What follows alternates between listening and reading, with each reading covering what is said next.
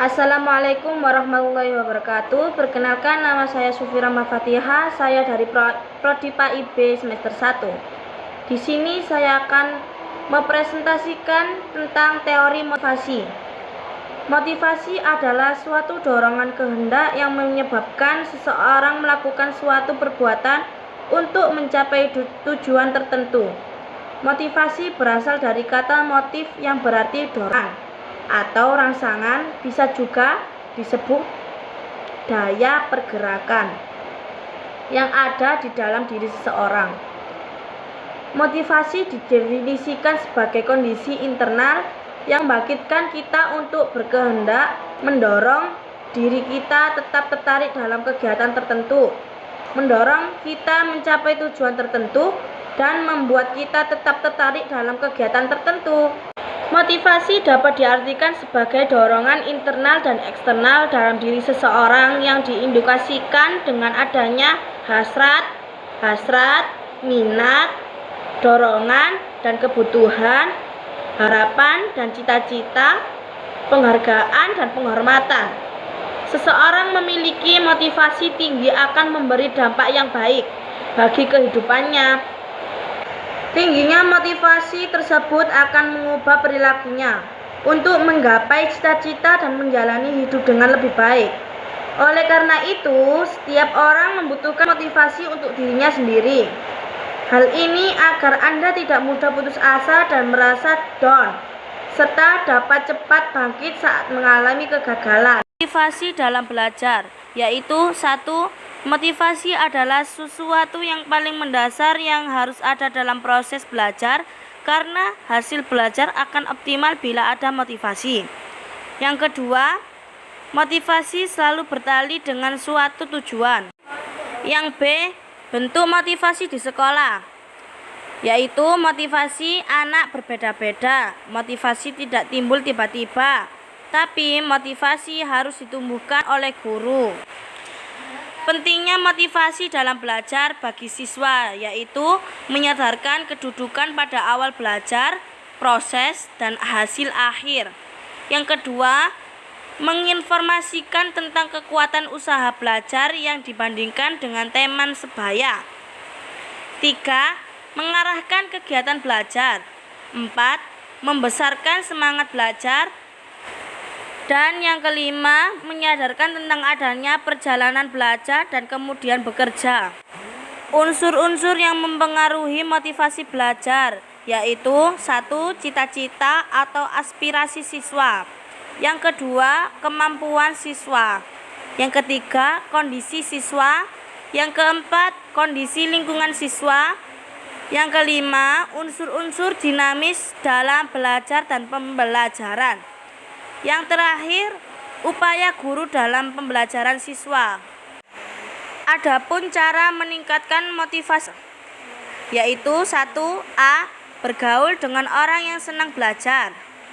Yang B. Bergaul dengan orang yang berprestasi. C. Membuat reward atau hukuman. D. Menonton film atau membaca novel motivasi. E. Menanamkan kemauan atau niat yang tinggi dalam belajar. F. Menempelkan kata-kata motivasi di dinding kamar.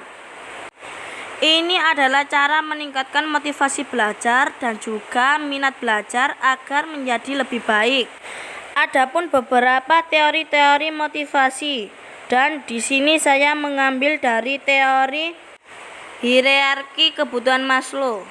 Teori hierarki kebutuhan Maslow melihat bahwa individu yang bekerja mempunyai tahap kebutuhan dasar yang akan dicapai dalam pekerjaannya. Tahap kebutuhan itu adalah fisiologis, keamanan dan kasih sayang, sosial dan afiliasi, serta harga diri dan aktualisasi diri atau perwujudan diri. Ada beberapa contoh yang memberikan penjelasan terhadap kelima tingkat kebutuhan dasar tersebut. A. Kebutuhan fisiologis. Pertama, kebutuhan fisiologis merupakan kebutuhan tingkat pertama yang paling rendah yang harus dipenuhi dan dipuaskan oleh karyawan sebelum dirinya mencapai kebutuhan pada tingkat yang lebih tinggi. B. Kebutuhan keamanan. Kebutuhan keamanan merupakan kebutuhan tingkat kedua yang harus dipenuhi setelah kebutuhan tingkat pertama dipenuhi dan dipuaskan. Kebutuhan-kebutuhan yang termasuk dalam kebutuhan keamanan adalah kestabilan, ketergantungan, perlindungan, bebas dari rasa takut dan ancaman, termasuk juga kebutuhan dalam mengikuti peraturan secara strukturan, peraturan dan tata tertib, undang-undang dan batasan-batasan tertentu, dan sebagainya. C. Kebutuhan sosial. Itu kebutuhan untuk berhubungan dengan orang lain. Pada saat ini, individu akan merasa sangat kesepian dan terisolasi dari pergaulan. Individu akan membutuhkan teman dan perhatian dari seseorang. Dan yang D, kebutuhan harga diri. Dua kebutuhan tingkat tinggi tersebut adalah kebutuhan harga diri dan aktualisasi diri. Kebutuhan harga diri dapat dibagi menjadi dua kategori. Pertama, kebutuhan terhadap kekuasaan, prestasi, pemenuhan diri, kekuatan dan kemampuan untuk memberi keyakinan dan kehidupan serta kebebasan. Kedua, kebutuhan terhadap nama baik atau reputasi, status, keberhasilan, pengakuan, perhatian dan penghargaan. Pemuasan kebutuhan terhadap harga diri akan membawa kepada keyakinan diri, kekuatan, kemampuan, dan pemenuhan diri. Contohnya, setiap karyawan umumnya mempunyai harapan untuk dapat mencapai kebebasan diri dan memperoleh penghargaan, kemampuan setelah kebutuhan sosial dan harga dirinya telah dipuaskan untuk mencapai prestasi kerjanya.